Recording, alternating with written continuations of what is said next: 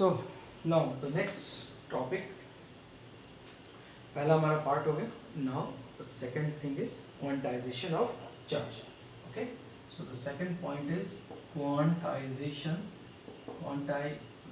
Of charge. है ना, कौन सा चार्ज? तो electric charge, right. So this is quantisation of electric charge. अब यहाँ पर आप कैसे इसको डिफाइन करोगे? सब डायरेक्ट मैं डेफिनेशन पर आता हूँ और फिर इसको हम कंप्लीट करेंगे.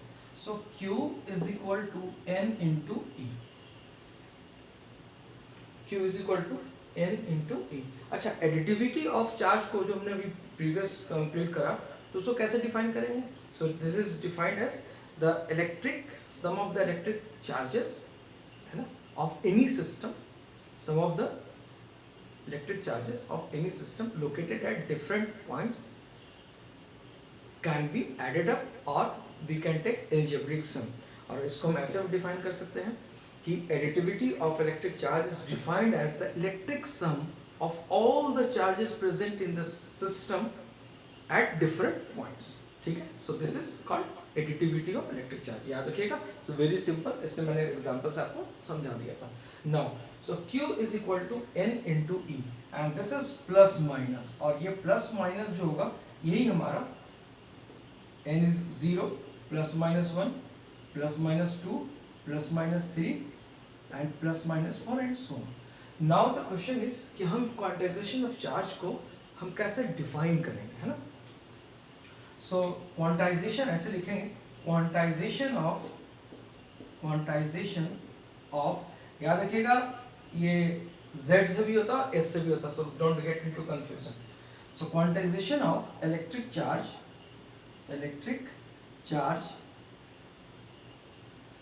is the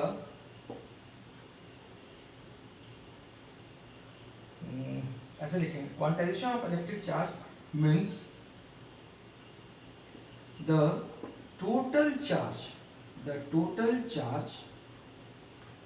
Q of any system is an integral multiple of the basic quantum of charge, that is E जो हमारा बेसिक क्वांटम ऑफ चार्ज है वही E जो चार्ज और इलेक्ट्रॉन लेते हैं, यानी कि 1.6 into 10 पर minus 19 कूलम है basic quantum of charge. so quantization of electric charge means the total charge of any system is the total charge Q of any system is an integral multiple, यानी कि n integral multiple of the basic quantum of charge. now one thing you can ask, what is the meaning of quantum? so quantum का क्या मतलब है? ये हम quantum का मतलब लिखेंगे, है ना. quantum आगे किसको बोलेंगे? तो उसको मैं बताता हूँ बहुत सिंपल से लफ्ज में. it is the minimum amount by which a physical quantity can change. बस याद रखिएगा, a minimum amount by which a physical quantity can change. ठीक है, this is called quantum. ठीक है, क्या लिखेंगे? it is ऐसा लिखिए, the minimum amount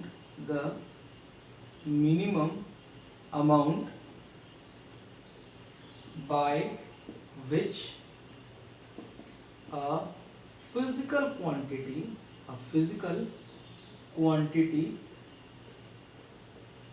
can change is called quantum. बस इतना ही याद रखिएगा, minimum quantity by which physical quantity can change is called quantum, है ना. is called its quantum. यानी कि इलेक्ट्रॉन, अब इलेक्ट्रॉन का बेसिक क्वांटिटी क्या? अब इलेक्ट्रॉन एक इलेक्ट्रॉन से नीचे नहीं जा सकता, तो इसकी बेसिक क्वांटम जो होगी वो 1 इलेक्ट्रॉन होगी. फाइन. सो दिस इज अब टर्म सारे यूज जितने भी टर्म हम इस्तेमाल करते हैं उन टर्म के बारे में हम लोगों को बिल्कुल मालूम होना चाहिए, ताकि अगर कोई पूछे तो हम उसको एक्सप्लेन कर सकें. ठीक है.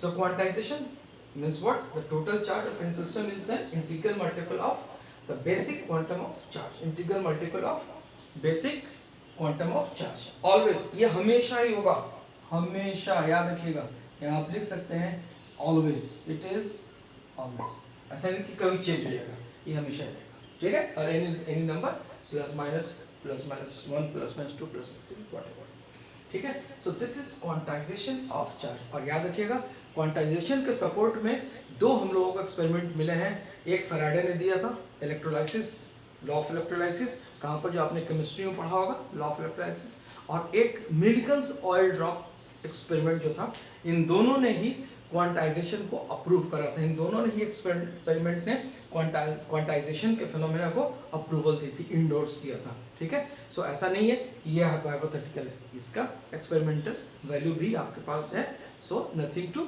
वरी अबाउट, आपको याद रखना है, ठीक है। कि इसके सपोर्ट में, कि क्वांटाइजेशन के सपोर्ट में अगर कोई एक्सपेरिमेंट है, प्रूव किया गया practically, yes, Millikan's oil drop experiment, और दूसरा आपका law of electrolysis by Faraday, है ना, जो केमिस्ट्री में आपने पढ़ा होगा, अभी पढ़ेंगे, अभी इस क्लास में पढ़ेंगे आप, fine. So now the third is, this was the second thing, and the third thing is conservation of charge, right, that is very simple. इसको भी फिनिश कर दें।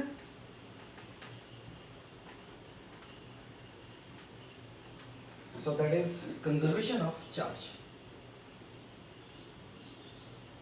Third is conservation of charge. याद रखिएगा, कभी कभार लिखने को आ जाता है ना। तो कंजर्वेशन ऑफ चार्ज में दो पॉइंट्स आपको पूछा जाता है कि total charge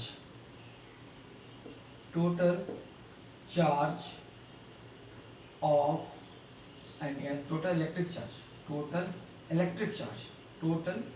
electric charge of an isolated system remains constant. अभी इसके बारे में एग्जांपल भी दूंगा मैं, remains constant first, and second the charge,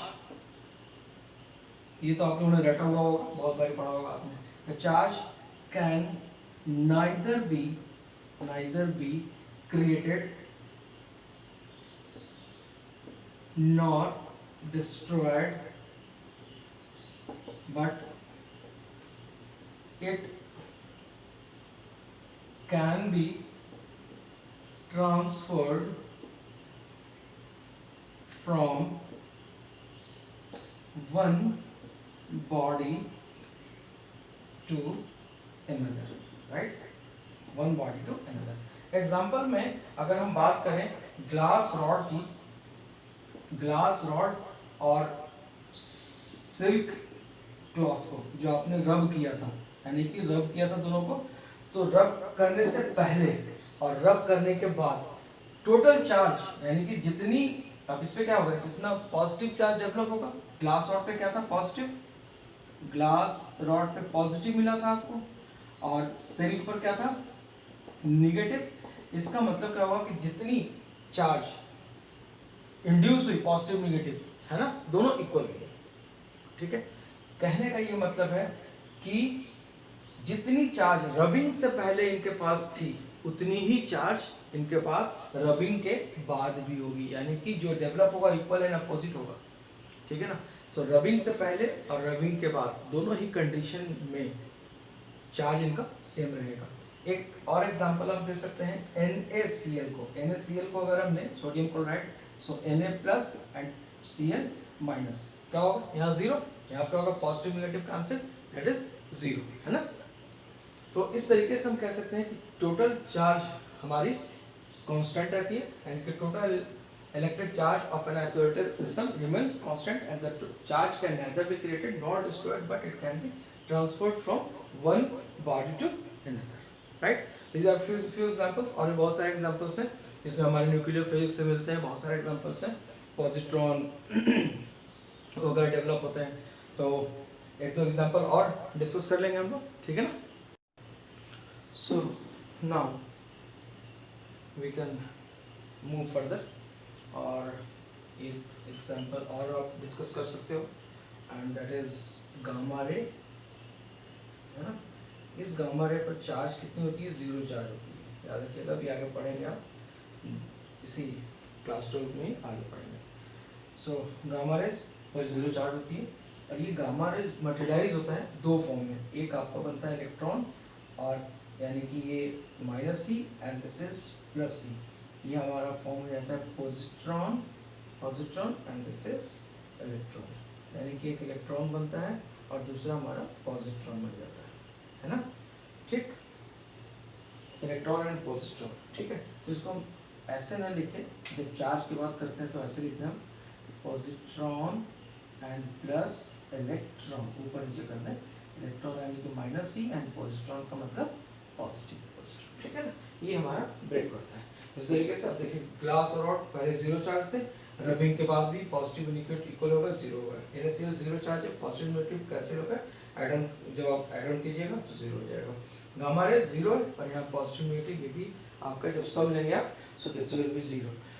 एक सो नाउ हमारा तीनों क्वेश्चन कंप्लीट हो गए, एक आपका पॉइंट रह गया जो कि हम डिस्कस आपसे करना चाह रहे थे, और जैसे आपके वो एडिटिविटी की हम डेफिनेशन, सबके डेफिनेशन को हमने मेंशन कर दिया, बट एडिटिविटी को के मेंशन के डेफिनेशन को मेंशन नहीं किया था, उसको भी हम लोग कर लेते हैं, देन आफ्टर हम लोग मास और चार्ज की बात करेंगे, ठीक है।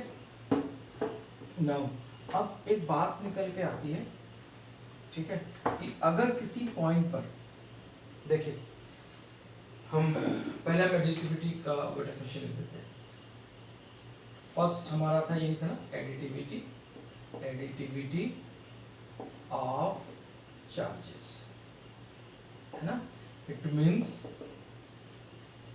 Means the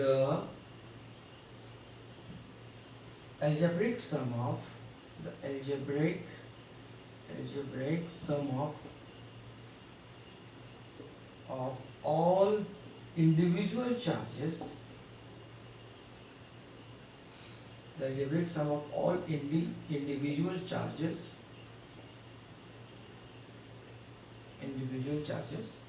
present at different points in the system is equal to the total electric charge,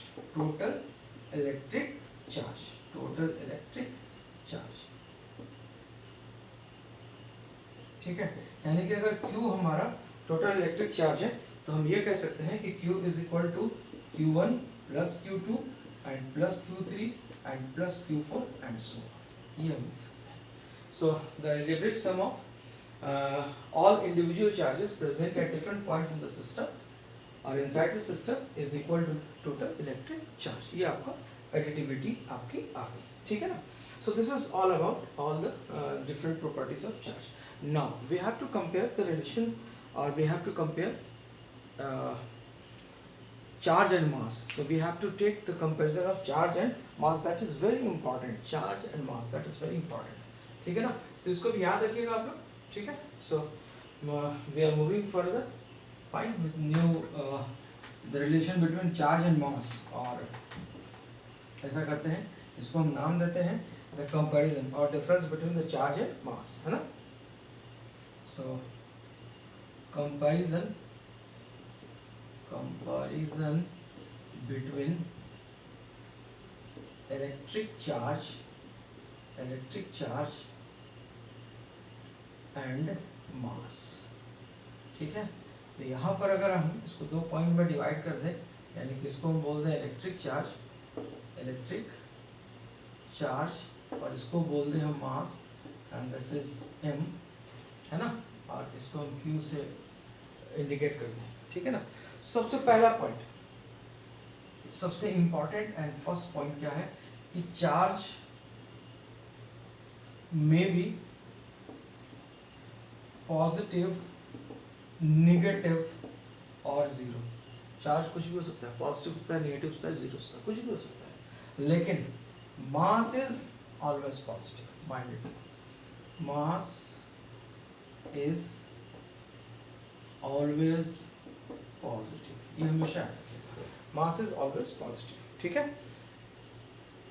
sorry, किसी बॉडी का अगर हम मास लेंगे so it will be always positive, हमेशा याद रखिएगा। सेकेंड पॉइंट हम डिस्कस करते हैं, charge is quantized. Charge is quantized, quantized, that is Q is equal to plus minus n into E और Q is equal to NE, ठीक है। Now mass के बारे में ऐसा कोई भी एस्टेब्लिशमेंट अभी तक नहीं है। there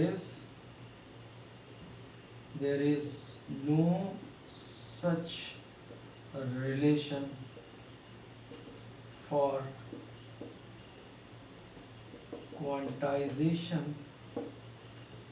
quantization of mass, याद रखिएगा। थर्ड आप लोग ऑलवेज पढ़ते होंगे आप लोग, ठीक है ना, और कि दो चार्जेस के बीच में हमारा कूलॉम्स लॉ एक्ट करता है, और कूलॉम्स लॉ क्या होता है, अट्रैक्टिव भी हो सकता है और रिपल्सिव भी हो सकता है, लेकिन मास में हमेशा ही हमारा न्यूटन्स लॉ ऑफ ग्रेविटेशन काम करता है, and it is always attractive. तो इस चीज को हम लिख लेंगे, है ना। Electric force, that is Coulomb's force, Coulomb's force. अगला टॉपिक हमारा यही होगा, Coulomb's force. Electric force that is Coulomb force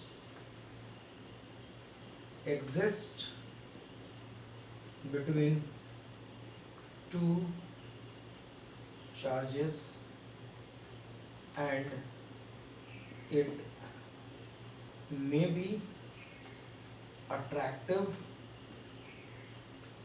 or repulsive, may be attractive or repulsive, attractive भी हो सकता है और रिपल्सिव भी हो सकता है। लेकिन यहाँ पर जो हमारा थर्ड पॉइंट कहता है कि दो मास के बीच में कौन सा फोर्स होगा, तो दो मास के बीच में हमारा ग्रेविटेशनल फोर्स होगा। ग्रेविटेशनल फोर्स मालूम है, F is equal to G into M1 M2 by R square. Gravitational force exist between two masses or two bodies of masses M1 and M2 at a distance R, but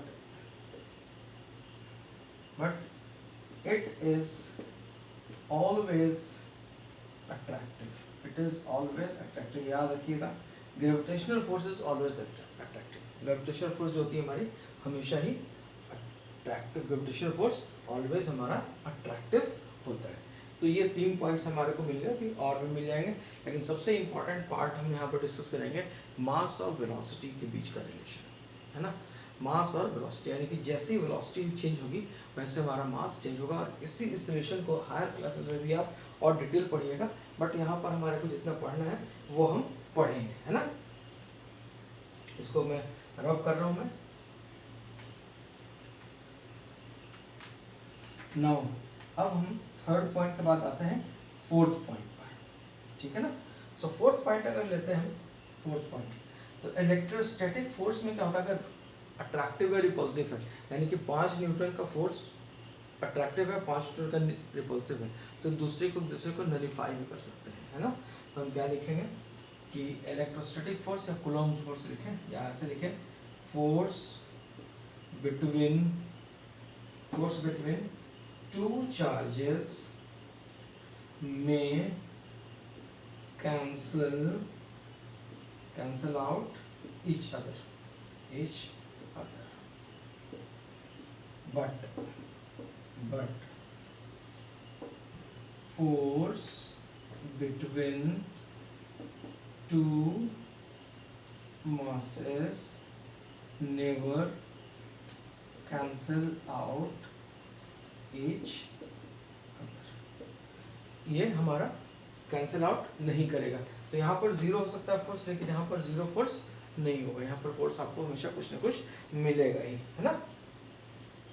चलिए अब हम बात करते हैं, आगे की बात करते हैं, फिफ्थ रिलेशन की बात करते हैं, ठीक है। फिफ्थ रिलेशन में हम क्या डिस्कस करें? फिफ्थ रिलेशन में हम डिस्कस करते हैं चार्ज और वेलोसिटी के बीच का रिलेशन, है ना। तो हम ये कह सकते हैं कि charge on moving body can not change, है ना, चेंज विद इट्स स्पीड, है ना। स्पीड अगर किसी बॉडी मूविंग बॉडी पर अगर हम को चार्ज पर रख दें तो उसके स्पीड पर, उस बॉडी के स्पीड से तो कोई फर्क नहीं पड़ेगा, इसका चार्ज चेंज नहीं होगा। यहाँ की बात करते हैं, but mass of a moving body changes with its speed, mass of moving body changes with its speed, ये आपको याद रखना होगा, mass of a moving body changes with its speed। अब क्वेश्चन आता है कैसे। सो कैसे के लिए हम यूज करेंगे m is equal to M naught divided by under root 1 minus V square by C square. c is speed of light, है ना, और v जो है हमारा, ये हमारा वेलोसिटी ऑफ द बॉडी है, वेलोसिटी ऑफ बॉडी, ठीक है। और m नॉट को कहते हैं हम रेस्ट मास, ठीक है ना, ठीक है। m is equal to M naught is called rest mass, ठीक है, rest mass of the body, right, rest mass of body, ठीक है। नाउ तो हम ये कह सकते हैं कि चार्ज अगर किसी मूविंग बॉडी पर आपने चार्ज अगर रख दिया तो क्या होगा कि ये चेंज नहीं होगा इसके स्पीड के साथ, लेकिन ये चेंज होगा। ये पॉइंट ही हम डिस्कस करके और फिर हम इसको खत्म करते हैं, ठीक है ना। आइए अब हम इसकी बात करते हैं, तो यानी कि चार्ज तो हमारा वेलोसिटी के साथ चेंज नहीं होगा, ठीक है ना, चार्ज हमारा वेलोसिटी के साथ चेंज नहीं होगा, लेकिन हम बात करते हैं मास की। आइए तो हम इसको, इस रिलेशन को आगे बढ़ाते हैं, relation between mass and velocity of the body, right, है ना। आइए so m is equal to M naught divided by under root 1 minus V square by C square. ये रिलेशन आपका हायर क्लासेस में फोटो इलेक्ट्रिक इफेक्ट में बहुत काम आने वाला है, ये भी काम का आपका रिलेशन है, तो इसको याद रखिएगा, ठीक है। देखिए यहाँ पर at v is equal to अगर हम 0 कर दें तो m हमारा कितने के बराबर आ जाएगा, m is equal to M naught, यानी कि मास ऑफ द बॉडी जो होगा वो आपके rest mass of the body के बराबर आ जाएगा। रेस्ट मास इसलिए बोलते हैं कि mass when the body is at rest, यानी कि mass when the velocity is 0, mass when v is equal to 0, ठीक है। आगे अब जैसे आप वैल्यू इंक्रीज करेंगे, if v is greater than 0, अब मूव कर रहा है ना, but v is smaller than c। अब देखिए ये क्वांटिटी क्या है, ये क्वांटिटी आपकी, ये वाली quantity v by c, c is velocity of light, तो वेलोसिटी ऑफ लाइट कितनी होती है, तो 3 × 10⁸ होती है, 3 × 10⁸ c की वैल्यू लिख देते हैं यहाँ पर 3 × 10⁸ मीटर पर सेकंड होती है, ठीक है ना। तो अब क्या होगा, अब इंक्रीज हुई तो ये छोटी क्वांटिटी है और ये बड़ी क्वांटिटी है, ये क्वांटिटी क्या हो जाएगी, ये घट जाएगी, तो 1 माइनस समथिंग, सो ये क्वांटिटी क्या आ गई, ये घट गई, है ना। और जब ये डिनोमिनेटर में कोई क्वांटिटी घटती है तो क्या होगा, यानी कि जैसे ही आपकी स्पीड बढ़ेगी 0 से अगर ऊपर होगी तो वेलोसिटी अगर इंक्रीज होगी तो c के तो बराबर होगी नहीं, है ना, c के बराबर तो होनी नहीं है, c से छोटी, ये क्वांटिटी छोटी होगी 1 माइनस समथिंग, मानी 1 माइनस 0.5, तो 0.5 का अगर हम रूट ले लें तो डिनोमिनेटर क्वांटिटी हमारी छोटी हो जाएगी, और जब डिनोमिनेटर की क्वांटिटी छोटी होती है तो ओवरऑल इसकी वैल्यू क्या होगी, ये बढ़ जाएगा, ठीक है। तो क्या होगा, ये v is greater than 0 but v is smaller than c, m is greater then m not, यानी कि अगर वेलोसिटी को हम इंक्रीज करें तो हमारा मास जो है वो बढ़ जाता है। So that's all for today. और अब हम नेक्स्ट जो बात करेंगे, अब हम बात करेंगे कूलॉम्स लॉ की, यानी कि असली कैलकुलेशन हमारी अगले वाली क्लास में स्टार्ट हो जाएगी कूलम्ब्स लॉ की calculation. Right, finish, thank you. अगर इसमें कोई अगर डाउट होगी, और एक बात और कि कभी कभार अगर, बिकॉज मैं लेक्चर बनाने के बाद एडिटिंग वगैरह नहीं करता, तो अगर कहीं स्लिप ऑफ टंग रह जाए तो उसको माइंड मत कीजिएगा। अगर कुछ समझ में ना आए, कुछ उल्टा हमने कह दिया, तो आप कमेंट बॉक्स में डाल दीजिएगा, उसको मैं करेक्ट कर दूँगा, because still I am learning. और मैं आपको बता दूँ कि बाय प्रोफेशन मैं इलेक्ट्रिकल इंजीनियर हूँ, और पढ़ाने का शौक़ है। सो शुरू से ही पढ़ाई में लगा हुआ हूँ। मैं पहले इंजीनियरिंग कॉलेज में पढ़ाया, देन आफ्टर कोचिंग इंस्टीट्यूट्स में पढ़ाया, बच्चों को पढ़ाया। अब देख रहा हूँ कि बहुत सारे बच्चों को डाउट्स बहुत सारे होते हैं, जो कि उनकी डाउट टाइम पर क्लियर नहीं होता। किसी टीचर के पास टाइम नहीं है बच्चों के डाउट्स क्लियर करने का। तो फिर हमने कहा कि नहीं, मैं इनको पूरा टाइम दूंगा। इसलिए मैं अक्सर लिखता रहता हूँ आप लोगों को, अगर आप लोगों को कोई डाउट है तो आप लोग मुझसे पूछा कीजिए, मैं आपको जवाब दूंगा मैं, ठीक है ना। तो इसलिए अगर कोई ऐसा लगता है कोई स्लिप ऑफ टंग हो जाए, तो वो आप उसको इग्नोर कर दीजिएगा। और कुछ अब्सर्ड सा हो, कुछ ब्लंडर सा हो, तो आप कमेंट बॉक्स में पूछ लीजिए कि सर इसका मतलब क्या कह रहे थे आप, ये आपने क्या कहा था, या ऐसा होता है या नहीं होता है, या किसी बात पे डाउट है, ठीक है ना।